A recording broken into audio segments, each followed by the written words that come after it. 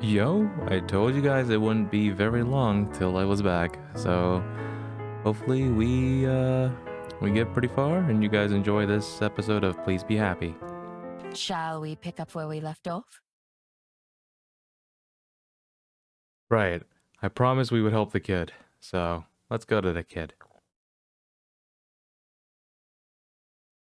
Feeling like I could use a break, I head down to Cuba Street. While I walk, I count up the bills in my wallet. Aspen was right. Having a job is kind of nice. At least, having money is. I can buy so many snacks and no one can yell at me now. When I get there, I zero in on the convenience store I stole sandwiches from on my first day here.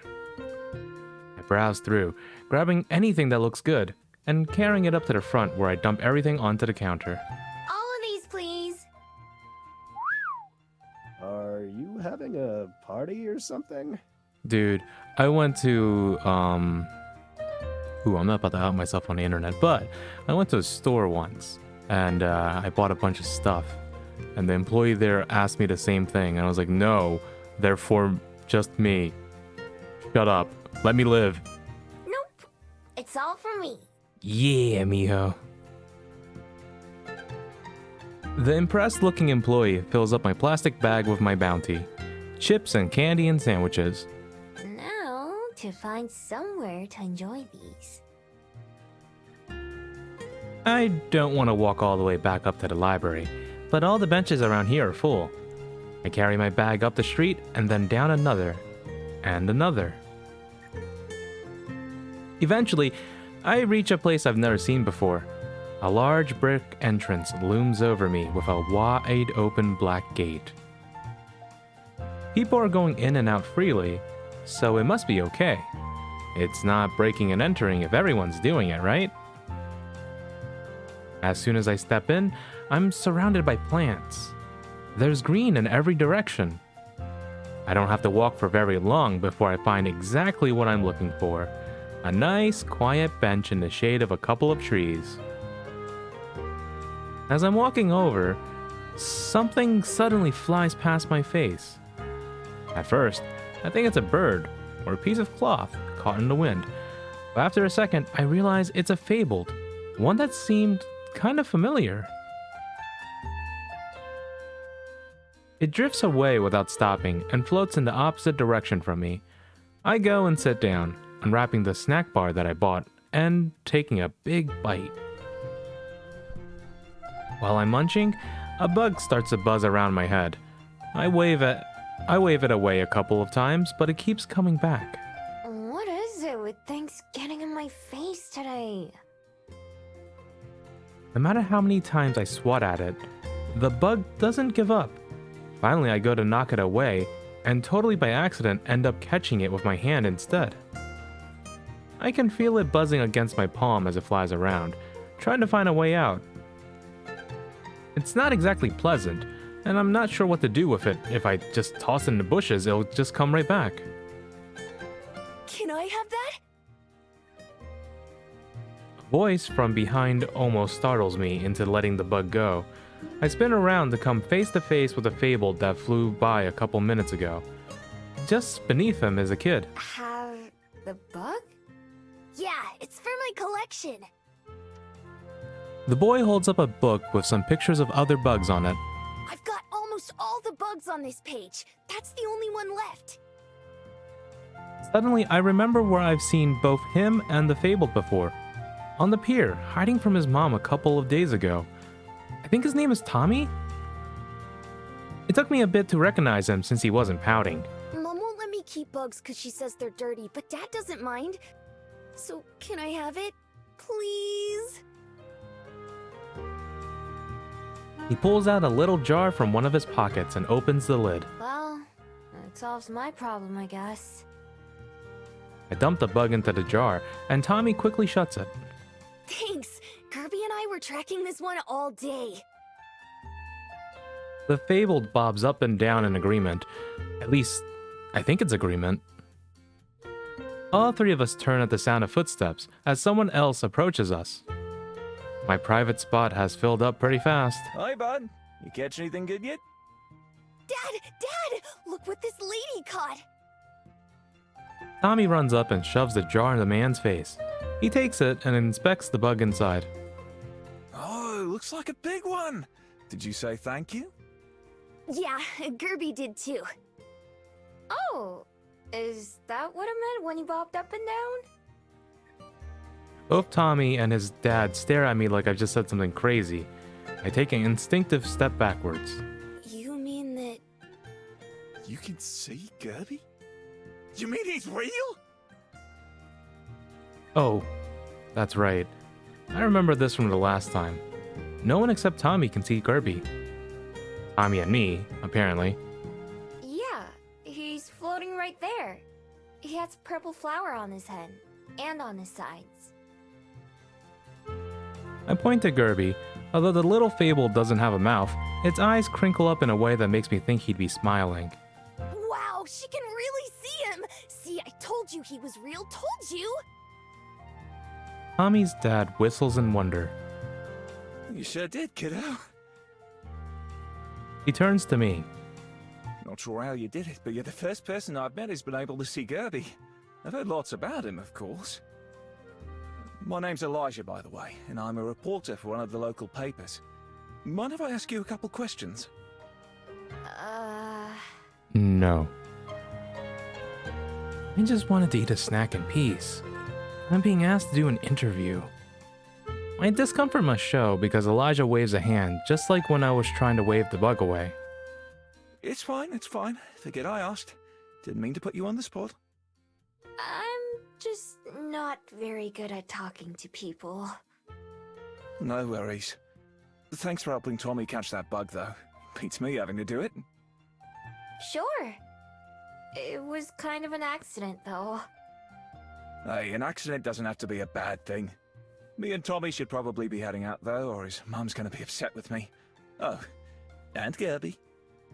Okay. Goodbye. Take care. Say bye, Tommy. Bye!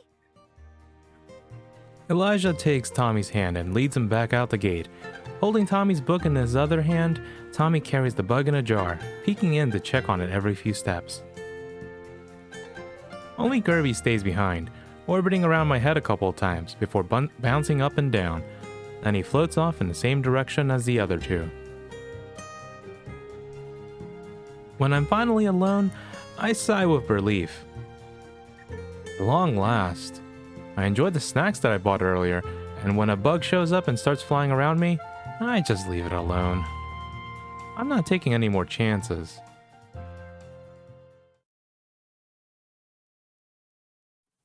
After having dinner and saying goodnight, I head upstairs and get ready for bed. As I flick off the lights and start to leave the restroom, something in my reflection catches my eye. My bead is glowing slightly. Just barely. It's so faint that I only notice it in the darkness. Removing the necklace, I inspect it more closely. They're warm, not just my magical bead, but the regular ones next to it, too. Not as warm as when I use my transformation magic, but enough that after hundreds of years of carrying them, I can detect the difference. I'm not sure what it means. Everything about my magic has always been a mystery to me. Really, some things like transforming, I just knew how to do instinctively from the beginning. But other than the fact that my beads always come back to me, no matter where I leave it, I don't know much about it.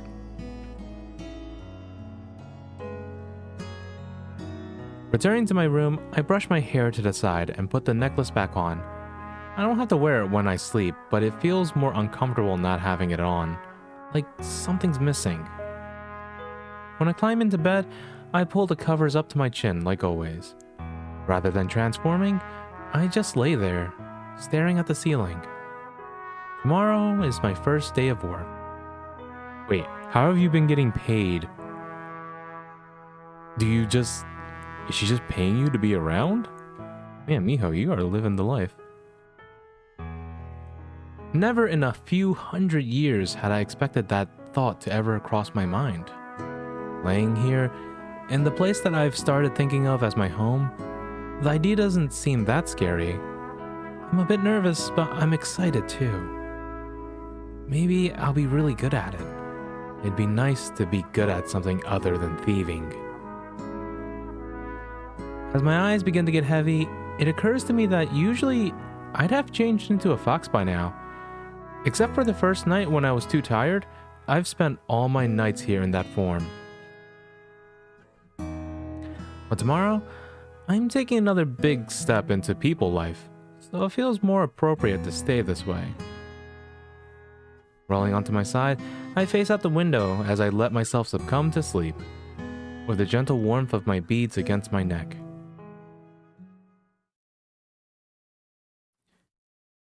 The morning of my first day of work, I wake up extra early, at least an hour before Aspen will be here. I creep through their house so Juliet can't hear me and slip out the front door. Outside it's wet. I don't know if it's rain or just the morning dew. There's more dark than sunlight still, but I can already see the clouds overhead are gray. Just 2 days ago, that would have been a cause for concern. Now it's barely worth thinking about. I have somewhere warm to go back to. I start walking, taking a familiar path. Has it really only been 2 weeks? I feel like I've done more living in the past few days than in all the years before them. Every day something new, and every evening something secure. It's a life I could have only ever dreamt about.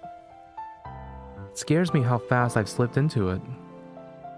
I've spent my whole life alone.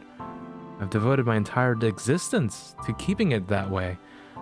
But now, ever since meeting Aspen and Juliet, I'm not sure I like being on my own quite as much. It feels like I'm losing part of myself. My armor, my defense mechanism, like I'm getting weaker. And maybe that's true. But also, maybe that's okay.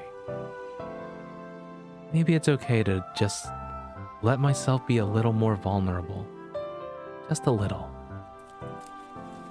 And there's no one else to be seen on Mount Victoria as I make my way up the path. Instead of going to the top, I veer off into the underbrush. I haven't been back to my den since Juliet came and found me. I haven't forgotten the way though.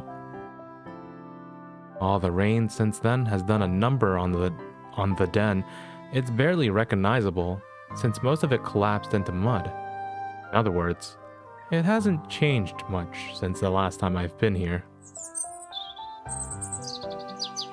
Overhead, the birds chirp in the trees. Maybe they're the ones I fed before. Morning, birdies. Sorry I don't have anything for you today.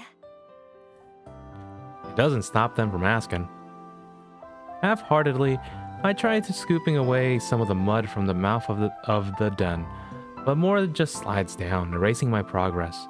And one of the walls collapses even more, making things worse. Well, so much for that. It's well and truly ruined. That's okay though. I don't think I'll ever be coming back here.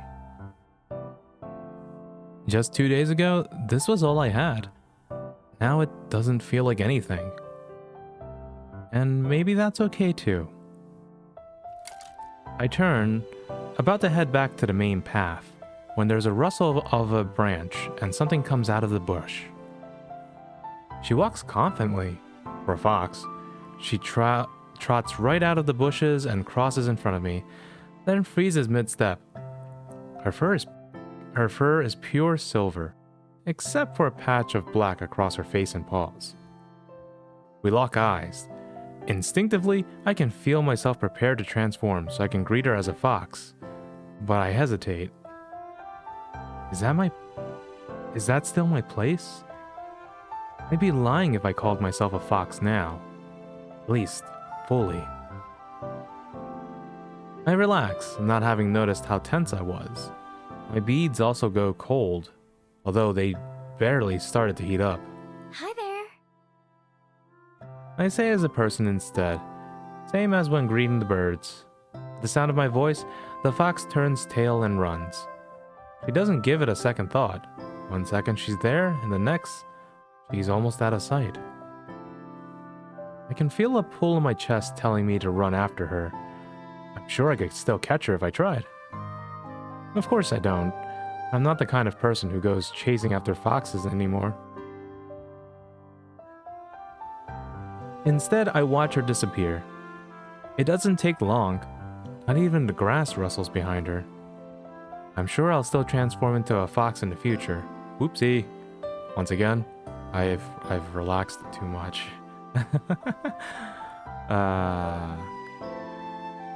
I love it too much not to, but I have to set some boundaries for myself. Watching her go fills me with a pang of longing, but also confidence. I'm making a choice to live this way. Even if I regret it later, at least I thought about it. At least, I'm trying. I make my way back to the trail and up to the top of Mount Victoria. Coming up here never ceases to amaze me. No matter the weather or the time of the day, the view is always stunning. Right now, it's just me and the breeze. I close my eyes and spread my arms out, letting the wind ripple through my hair and jacket. For a moment, I just let myself go and appreciate how it feels to exist, to be alive, and enjoy the breeze. I'm pretty lucky, aren't I? Slowly, I opened my eyes again, looking out over the city spread before me. The first time I came up here, I thought it felt kind of small. After all, I can see the whole thing from here. But now, it strikes me how big it is. How big and how full. There are more people than there are buildings, and there are plenty of buildings, human and fabled, all alive and existing. Up until now, it's been easy for me to forget that people exist just like I do. That they have thoughts and feelings and things that they want, rather than just being problems to solve or obstacles to avoid. Now I can't help but notice just how alive the world is around me. Even at this early hour, I may be alone up here. There's plenty of activity down in the city. I fumble around in my pockets until I find the right sized coin and feed it into the binoculars nearby. I scan over the city, looking for anything I recognize. Finding the fishing spot is easy, since all I have to do is follow the coast. The whole pier is already covered in fishermen. From there, I manage to find the bell house. Its windows are dark and it doesn't stand out much. I wonder if Aspen will be the first one there today. After the bell house, I aim the lens at the library. The windows are dark there too, of course, including the window to my room. I pause on that image, just my window, framed in the middle of the lens. From all the way up here, I can spot a tiny little place that I can call my own. I stare at it until the shutter clicks and the view goes dark. Just 2 weeks ago, I stood up here and wondered if I'd be better off leaving.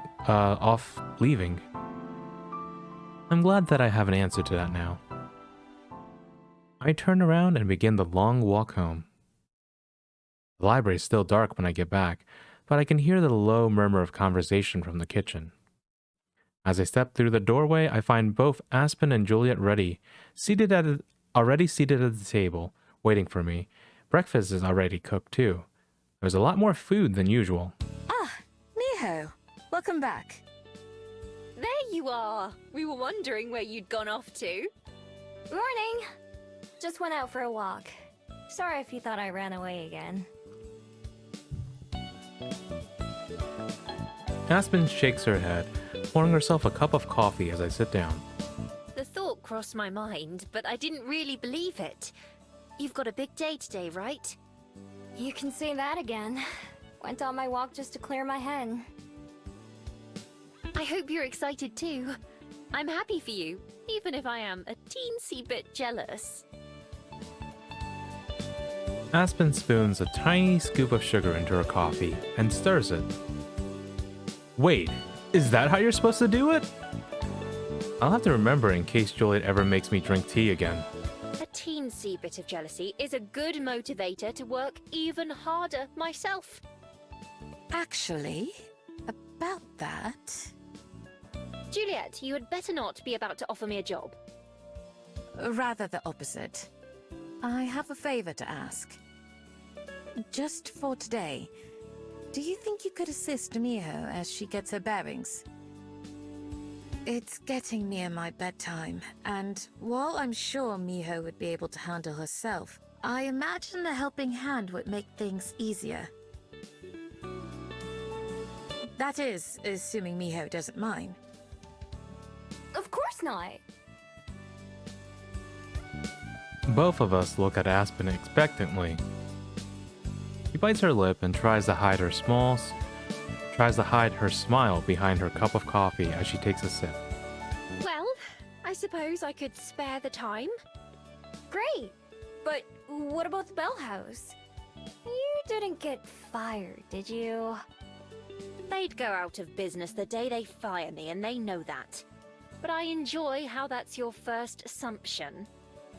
No, I simply swapped shifts with someone, so I don't have to go in until later. Wow, that's convenient. And much to our benefit. Thank you, Aspen. Don't mention it. Then, shall we turn our attention to breakfast instead? Oh, I thought you'd never ask. There's the usual eggs and toast and fruit, but there's also pancakes and hash browns too. You really went all out, huh? I felt today merited a bit of a celebration. Of you, and the start of another chapter of your life. Sorry about that. There's someone at the door. Aw, thanks. It's really all because of you two, though. I'm probably gonna have to end this recording a little early, guys. I'm sorry. Oh, quit saying that. You need to give yourself more credit, Miho. We can only try to help show you the path. You're the one who has to follow it. Whoa, who wrote that? Nobody. I do occasionally have my own thoughts, you know. Anyway, just accept the compliment and let's eat. Fine. We all fill our plates and start to eat. Breakfast is as delicious as always. The pancakes are still warm and dripping with melted butter and syrup, and the hash browns are nice and crispy. How is it? Great! I've never had hash browns that weren't soggy before. Sometimes that's because they were leftovers I scavenged, but sometimes even when they're fresh. I'll be sure to remember you like them this way. Oh, and the pancakes you made are delightful, Aspen. You made these? The shock on her face. Don't sound so shocked. I have to do a lot of baking and prep work at the Bell House.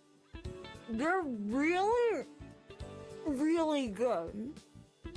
Thank you. I'm glad you're enjoying them. You can't keep getting away with being so cute, Miho.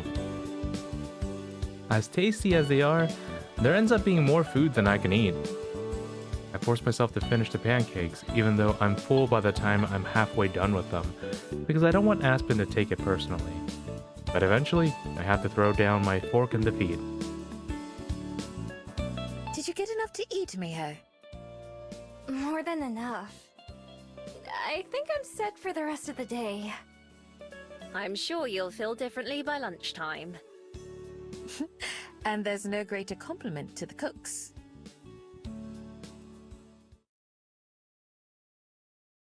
Alright, so yeah, as much as I would love to continue, I'm gonna have to cut this one very short. I might add on more in post just because I kind of feel bad about stopping it here, but we will have to see.